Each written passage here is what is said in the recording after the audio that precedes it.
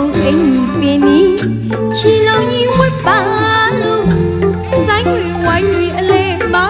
မွေးခိုင်းကရေးလိုက်ရှာတဲ့မြမစတိုင်းထုတ်တဲ့တခြင်းတွေကဘာကိုကိုင်းလုံးမဲ့တခြင်းတွေတို့လူမျိုးတွေအောက်မှာမဆန်ရအောင်